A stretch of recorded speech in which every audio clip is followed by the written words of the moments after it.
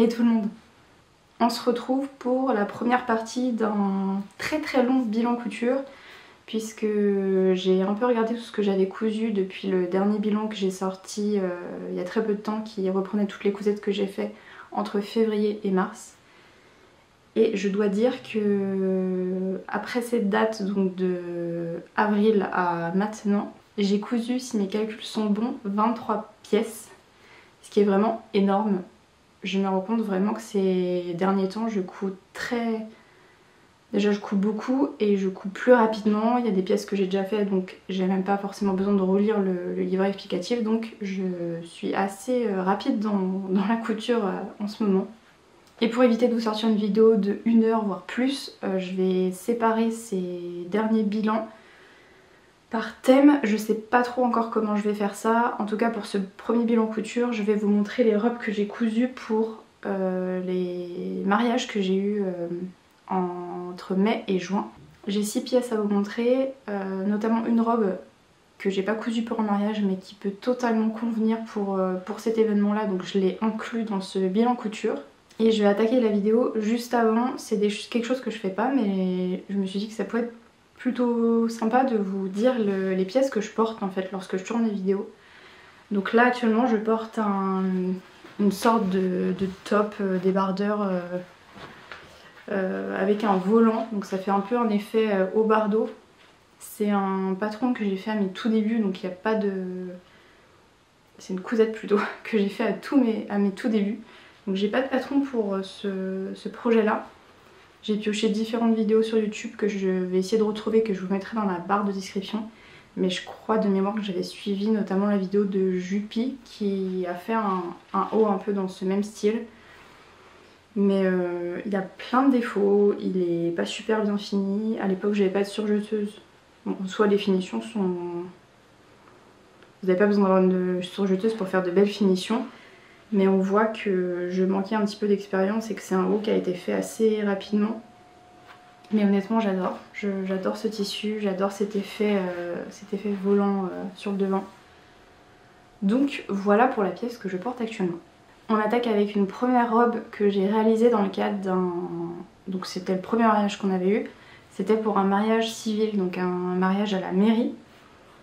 Donc au total j'ai fait 3 robes pour 2 mariages. Et pour ce premier choix de patron, ça me paraissait tellement évident de la faire. Je suis partie sur la robe Monica d'Apolline Pattern. Et peut-être que si vous me suivez depuis mes débuts, vous devez reconnaître ce tissu. Parce que ça fait partie de, je pense, des premières vidéos que j'ai sorties où je présentais les projets que je souhaitais coudre prochainement. Et donc 3 ans après, elle est enfin cousue. Donc pour revenir un peu sur le patron, c'est une robe qui est caractérisée par un décolleté sur le devant croisé qui vient faire une sorte de drapé sur le côté gauche lorsqu'on la porte. Donc ici vous devez faire en fait coudre des fronces pour avoir vraiment cet effet drapé. Au niveau des manches, c'est des manches assez simples, je crois que c'est des manches papillons. Et elle est fermée par un zip invisible dans le dos. Je suis plutôt fière de mon zip parce qu'on ne le voit quasiment pas.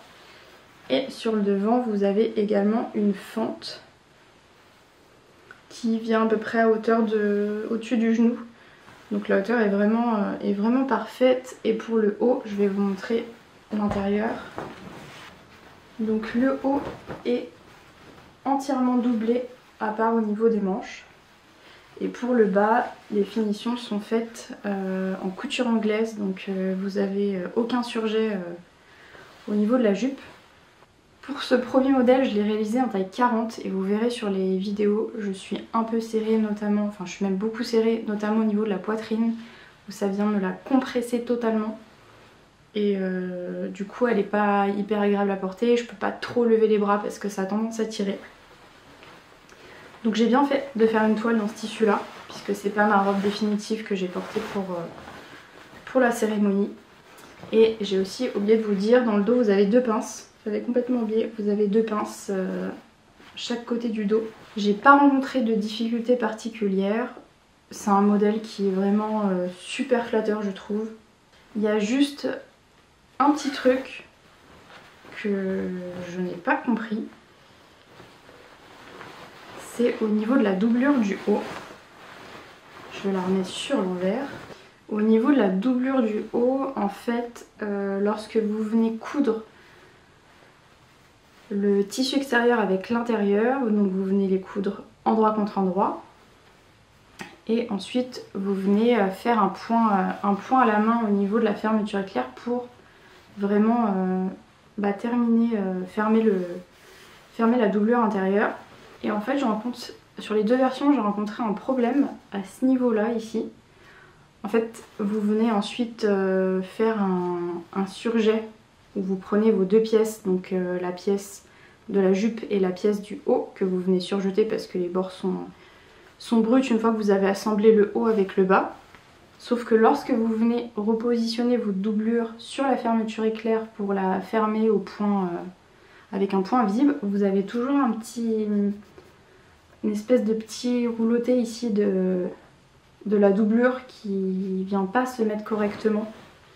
Alors que pourtant elle vous explique bien de coudre à partir de 1 cm pour laisser l'espace pour retourner, mais je sais pas. Et même sur sa vidéo ça fait le même effet. Je sais pas si je suis très claire, mais ça vient pas totalement replacer la doublure sur l'envers pour cacher le bord brut. Ça fait comme une petite vague, donc j'ai toujours un petit... je sais pas si vous verrez, mais il y a toujours une espèce de une petite pliure qui est pas très belle. Et j'ai beau regarder 36 000 fois la vidéo, je ne sais pas comment corriger ça. Pour cette version là, donc comme je vous ai dit, elle est un peu petite. Je sais pas si j'aurai l'occasion du coup de la porter. Parce que je suis pas super à l'aise et j'aime pas être comprimée dans mes vêtements.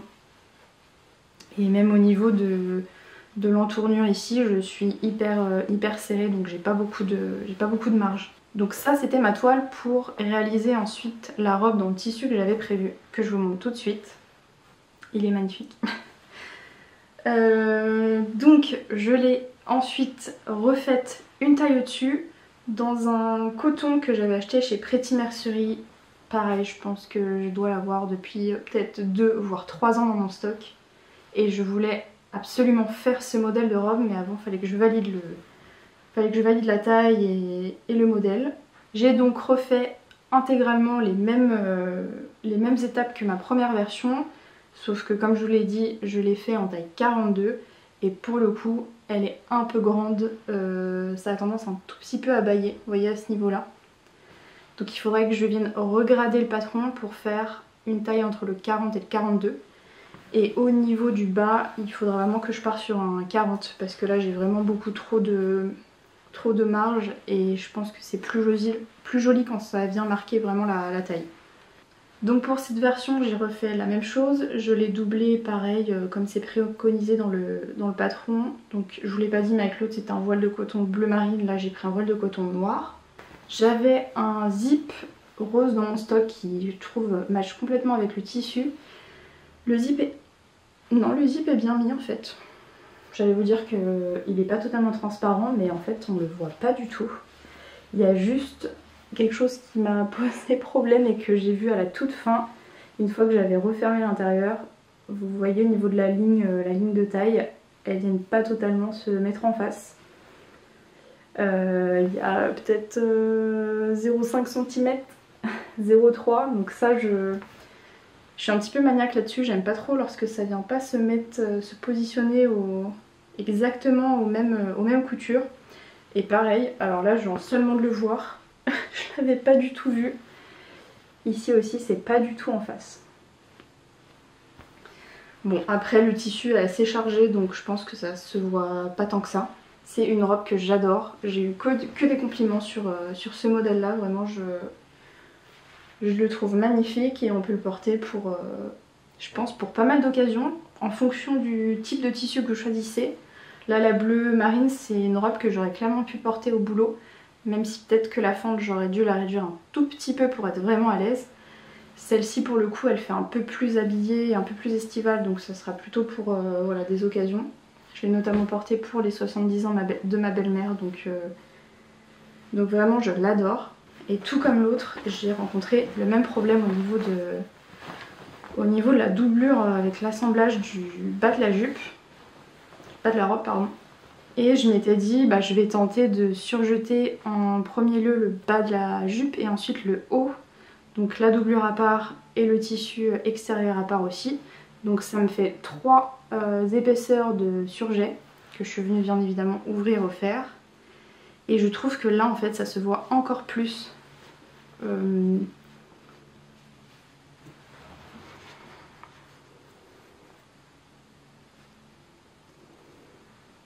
voyez à ce niveau là, on voit très bien que le tissu il n'est pas totalement remis, sur l'intérieur. Donc j'ai essayé de le finir tant bien que mal avec des points à la main pour pas qu'il y ait de bord franc. Mais il y a un petit, je sais pas, il y a un petit truc qui me plaît pas à ce niveau-là. Et comme je vous l'ai dit, on le voit sur la vidéo de tuto qu'a fait Apolline Pattern. Elle a exactement la même chose en fait sur sa vidéo, donc je pense que c'est prévu comme ça. Mais pour moi, il faudrait que je trouve une technique qui permet vraiment d'avoir la doublure qui vienne se mettre totalement à l'intérieur. Donc en gros, que lorsque vous assemblez le bas avec le haut, je sais pas, faudrait laisser pareil peut-être un peu plus de marge pour pas avoir ce... Vous voyez cette espèce de...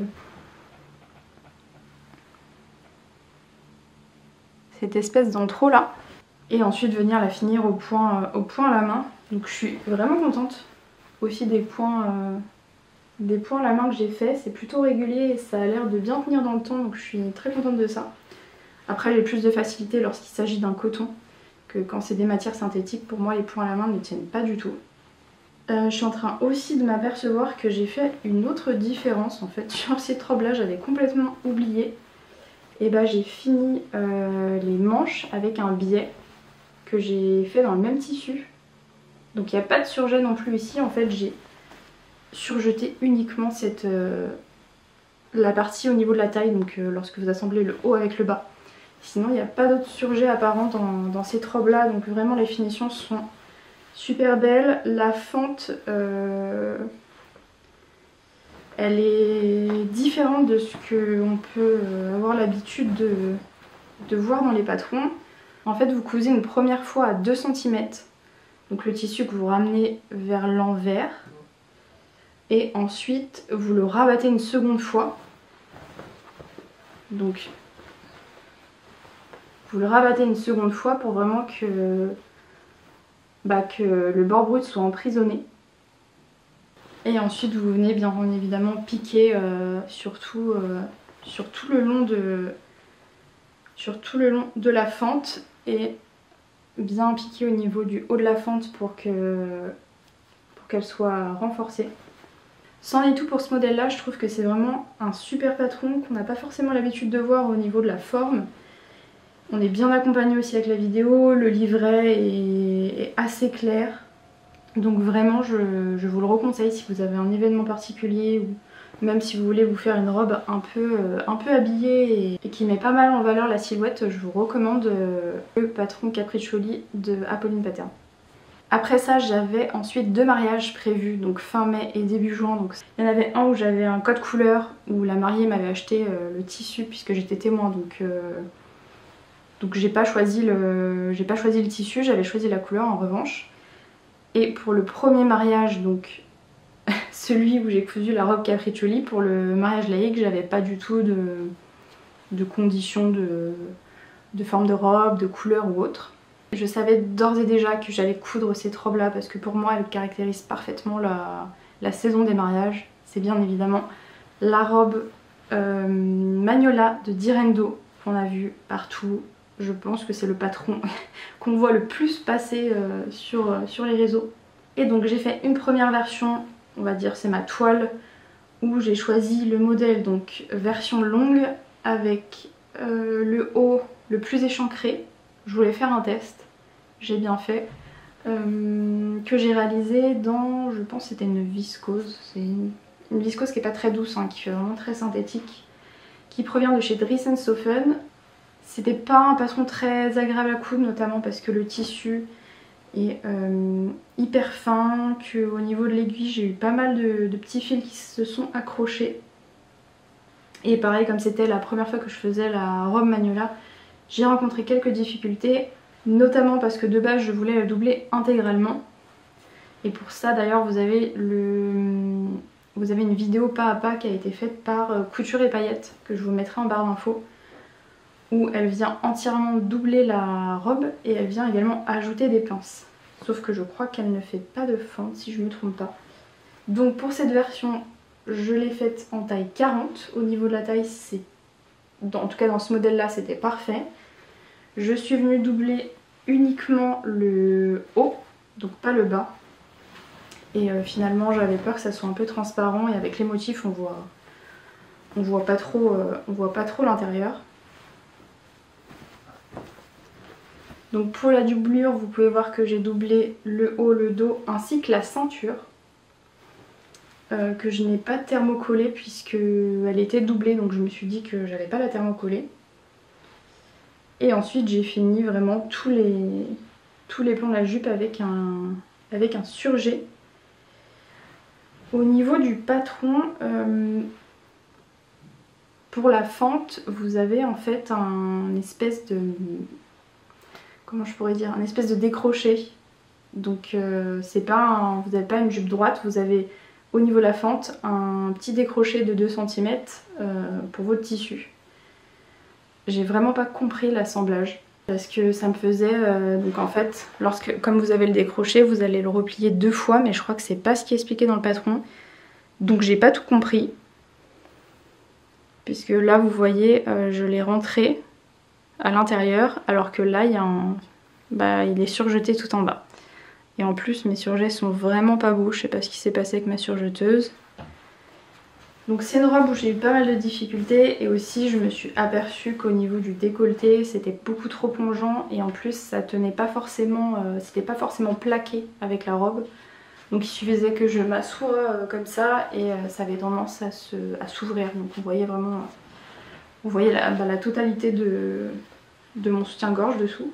Mais pour cette robe on va dire que c'est pas forcément gênant, puisque je peux facilement la porter avec un top noir. Je trouve que ça vient pas dénaturer le tissu, contrairement aux deux versions suivantes que je vais vous montrer. Et pour revenir un peu sur le modèle, je vous ai pas dit du coup, mais c'est une robe croisée sur le devant qui est ensuite finie avec une ceinture qui est rattachée au bas de la robe. Vous avez deux liens qui sont attachés de chaque côté de la robe pour venir resserrer dans le dos, donc ça fait un rendu très joli. Et la fermeture se trouve sur le côté, sur un des côtés. Et dernier point, pour terminer le haut de la robe, avec la doublure, on vient poser un biais tout autour des 2 pièces devant. Donc ça fait une finition très jolie. Et pareil, j'ai fait une finition en bas de la robe. Je crois que d'ailleurs j'ai réduit un petit peu la longueur parce qu'elle me paraissait assez grande. Je crois que la stature chez Virendo ça doit être 1,68 m, mais si c'est pas le cas je vous le mettrai à l'écran. Et c'était parfait puisque même si j'avais des talons, je voulais pas qu'elle soit totalement... vraiment trop longue et je voulais la porter quand même assez facilement. Donc voilà pour la première version. Et ensuite je suis passée sur le tissu final pour le premier mariage. Et pour le coup ce tissu c'est vraiment une pépite que j'ai déniché au Modes et Travaux. Je cherchais un tissu jaune, mais un jaune moutarde vraiment joli. Je voulais pas un jaune poussin ou un jaune ultra flash. Et je suis tombée sur cette viscose avec des fils de lurex. Je sais pas si vous les verrez à la caméra, mais ça donne un côté un peu brillant qui est vraiment joli.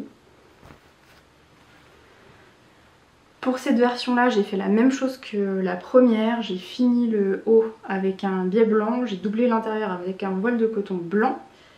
J'ai pas mal galéré au niveau des manches papillons. Ça me fait toujours à cet endroit là vous voyez, un petit un petit pli pas super harmonieux qui a tendance à se remettre sur l'endroit. Pour la fente, je suis venue en fait couper l'excédent qu'il y a sur le patron pour vraiment couper la jupe droite et faire un simple rentré une fois que c'était surjeté. Et la grande différence avec l'autre modèle, c'est que j'ai fait des coutures anglaises sur tout l'intérieur de la jupe, à part là où il y a la fente. Et d'ailleurs, je vous dis n'importe quoi, j'ai pas du tout coupé l'excédent sur le patron, je pense que je l'ai fait sur l'autre version. Et ça va être peut-être plus parlant si je vous montre. Vous voyez, ça me fait un décroché plus long lorsque je viens la remettre à l'intérieur. Donc oui, je vous disais que j'avais fait des coutures anglaises partout sauf au niveau de la fente et là où il y a la fermeture éclair où pour le coup je suis venue surjeter mes bords mes bords. Et pour le haut, je suis restée sur le même décolleté sauf que je suis venue un petit peu moins l'échancrer. Donc j'ai fait un mix entre la version A et B qui est proposée dans le patron.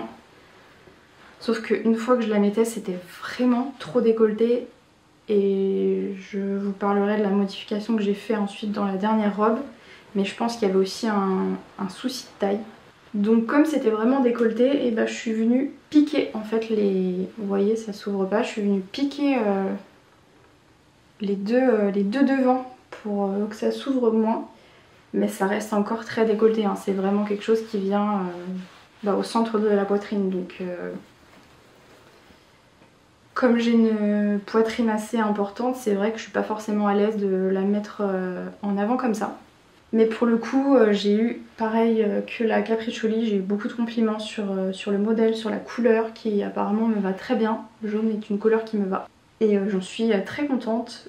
Par contre, je vais pas la porter tous les jours, ça c'est sûr. Faudrait que je trouve une autre occasion de la porter. Mais j'aime beaucoup ce modèle-là. Et je vais enchaîner avec la dernière version de la Magnolia. C'est pour le coup un tissu totalement différent des deux premiers. J'appelle ça un tissu sirène parce que je trouve que ça fait vraiment un bleu sirène.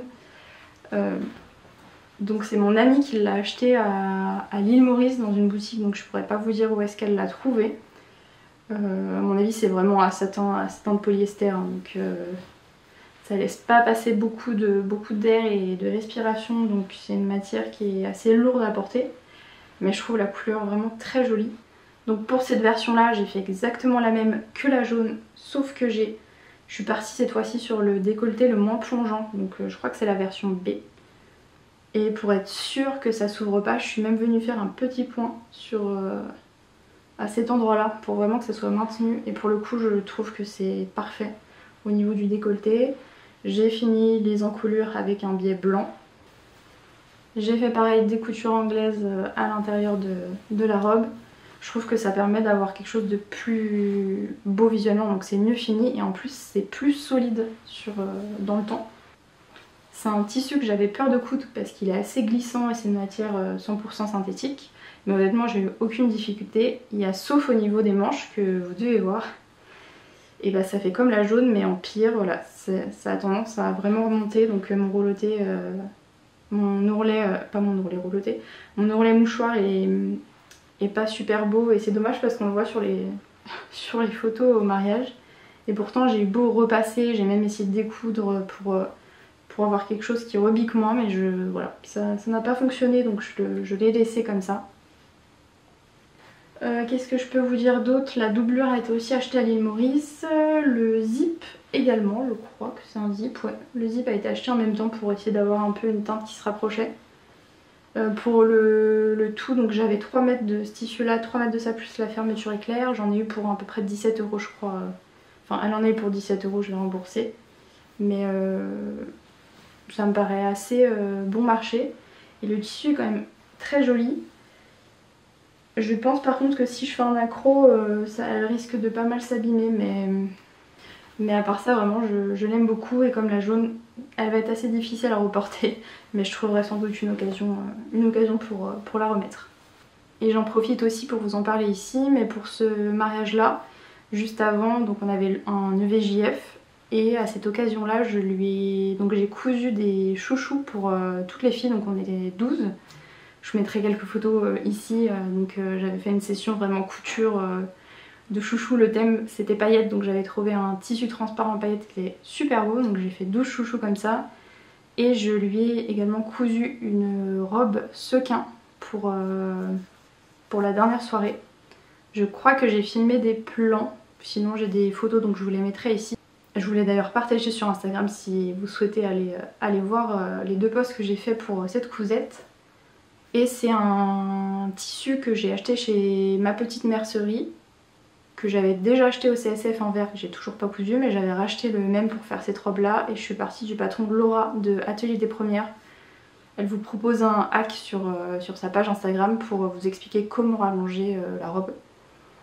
Donc j'ai suivi exactement ses explications. Je crois que je l'ai un tout petit peu raccourci ou rallongé, je sais plus, parce qu'elle me paraissait assez courte. Et j'ai fini l'intérieur du sequin avec un biais noir, tout ce qu'il y a de plus simple parce que je l'avais pas doublé. Et elle était super contente, et même moi quand je l'ai essayé pour m'assurer que tout allait bien au niveau de la taille, vraiment je me suis dit qu'il faudrait que je m'en refasse une parce que c'est un modèle qui fait un effet waouh. Donc j'étais fière de moi, j'étais contente qu'elle soit contente également de cette robe là. Je pense qu'elle va la reporter pour d'autres occasions. Donc voilà, j'ai fait une petite aparté parce que je vous la présenterai pas dans le bilan couture puisque je ne l'ai plus avec moi, et au moins comme ça je vous l'aurai montré ici.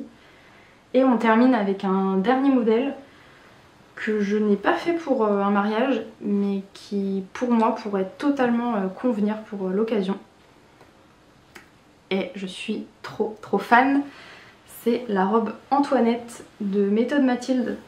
C'est le premier patron que je réalise de cette créatrice là, et sincèrement j'ai jamais vu une qualité, que ce soit au niveau du livret et de la vidéo explicative, aussi poussée. Pour ce patron là je crois que vous avez un livret qui fait à peu près 50 pages où elle vous explique comment adapter le patron à votre morphologie, toutes les méthodes de couture qui sont expliquées pour ce modèle là. Bon, après ça peut avoir aussi l'effet inverse de se dire ok, j'ai un livret qui fait 50 pages, j'ai pas envie de me plonger dedans, j'ai pas envie de lire tout en détail. Et donc pour ça vous avez la vidéo de Méthode Mathilde qu'elle propose sur sa chaîne, où c'était un plaisir de coudre cette robe là avec cette vidéo qui était, je sais pas, c'est une fille qui a l'air hyper pétillante, hyper sympa. Donc il y avait vraiment je sais pas, j'ai adoré sa vidéo. Et vous avez des super plans aussi de Paris, de son lieu de travail, de comment elle a cousu la robe. Vraiment il y avait une super ambiance dans cette vidéo là. Et elle vous explique tout en détail. Donc ici moi j'ai choisi de la faire dans un coton. C'est un coton toile de Jouy que j'avais, je crois, pris chez les copains de Saint-Pierre si je me trompe pas. Et vraiment pour ce modèle là ça convient parfaitement. Donc au niveau du haut, la robe est doublée. Donc moi j'ai pris un voile de coton blanc. Encore une fois, souvent pour les doublures de mes patrons je les fais dans du voile de coton, ça va très bien. Et je suis venue surjeter toutes mes pièces, les côtés, le dos et le devant avec un thermocollant. Pour le coup j'ai utilisé vraiment un thermocollant. Et je pense que pour le haut c'est tout. Et après vous avez le bas de la jupe. Le bas de la jupe j'ai fait, je crois, non, j'ai pas fait des coutures anglaises, c'est fini avec un surjet. Donc tout le bas de la jupe est fini avec un surjet. Et je sais pas si vous allez voir, mais vous avez la possibilité aussi de rajouter un volant. Donc moi j'ai rajouté le volant du bas. Il faut que je coupe ces petits fils là qui se baladent. J'ai rencontré aucune difficulté, il y a juste au niveau de l'essayage, moi je l'ai fait, je vous ai pas dit, en taille 42. Et au niveau de la poitrine ça avait tendance à bâiller, donc ce que j'ai fait c'est que j'ai tout décousu. Et à ce niveau là, donc ici au niveau de la poitrine, je l'ai réduit. J'ai cousu à 2 cm pour que ça vienne plus se plaquer. Donc c'est une modification que je ferai lorsque je referai ce patron là. Et ensuite vous avez une fermeture éclair dans le dos qui est pas 100% invisible pour le coup. J'ai essayé de repiquer à certains endroits pour qu'elle se voit moins, mais voilà, c'était un peu compliqué avec toutes les épaisseurs. Et ce qui est vraiment top, c'est qu'à ce niveau là en fait c'est une technique où vous n'avez pas besoin de faire de point à la main. Donc je sais plus trop comment ça se passe, mais en gros vous venez replaquer la doublure vers l'intérieur. Et après, bien sûr, vous terminez, vous faites une couture à ce niveau-là, avec le bas de la jupe pour venir renfermer la doublure vers l'intérieur. Donc là j'ai fait un point à la main sur tout le tour de la robe. Pour les manches, je pense que je les réduirai un tout petit peu pour qu'elles viennent vraiment pas tomber, parce qu'elles ont tendance un petit peu à glisser légèrement, hein, mais c'est parce que les manches sont vraiment très éloignées de l'intérieur, donc elles sont vraiment sur les épaules. Donc ça a tendance un petit peu à tomber. Donc ça, si vous avez une petite carrure ou vraiment des petites épaules, pensez à bien regarder qu'elles ne soient pas trop éloignées de l'intérieur de votre buste. Et pour le bas, c'est un ourlet de 4 cm. Et chose que je ne savais pas, elle vous explique que c'est normal d'avoir lorsque vous faites l'ourlet, d'avoir des petits plis. C'est dû la largeur de l'ourlet qui est assez grand. Donc ça c'est un peu perturbant lorsqu'on coud d'avoir un petit pli de tissu. Mais sinon à part ça, j'ai vraiment hâte de la porter. Je vais l'emmener avec moi quand je vais partir en vacances. Finalement je pars début septembre en Italie. Donc vraiment elle va être parfaite pour là-bas. Je reviens juste sur la robe Magnolia, sur la version bleue, en fait je me suis aperçue, sur la version jaune je me suis aperçue que le tissu tirait un petit peu sur le devant. Donc ce que j'ai fait sur cette dernière version, la version bleu turquoise, au lieu de coudre à 1,5 cm sur les côtés parce que c'est les marges de base chez Direndo, et je suis venue coudre à 1 cm et c'était parfait, j'avais plus d'aisance et c'était plus agréable à fermer sur le côté, parce que sur la tenue jaune ça a tendance un peu à coincer, donc je pense que c'est parce que je suis un tout petit peu plus serrée. Donc si je refais une autre version, je referai cette même modification là de coudre à 1 cm et pas à 1,5 cm. J'ai terminé de vous présenter toutes ces robes. Je pense finalement que ce bilan couture va être assez long aussi, mais je préfère vous donner tous les détails nécessaires si jamais vous voulez coudre ces modèles. Et je vais essayer de filmer prochainement la suite du bilan couture. Je sais pas encore si je vais tout vous montrer parce que je me rends compte que c'est vraiment beaucoup de pièces. Donc peut-être que je ferai une sélection pour la saison, à la fin d'été ou à la rentrée. Donc je vais voir ça. Et j'espère que cette vidéo vous aura plu. Encore une fois, n'hésitez pas à laisser un commentaire ou à mettre un pouce. C'est toujours encourageant pour la suite et ça me fait extrêmement plaisir. Et je crois que je vous l'ai pas dit, peut-être que je l'avais dit dans une vidéo que j'ai jamais sortie, mais je voulais vous remercier parce qu'on a dépassé la barre des 1000 abonnés, donc je trouve ça énorme. C'est pas grand chose sur YouTube, mais pour moi c'est vraiment conséquent, donc merci beaucoup de me suivre, d'interagir avec moi, et je suis contente que mes vidéos vous plaisent, et on se retrouve très prochainement pour une prochaine. Merci, à bientôt, ciao.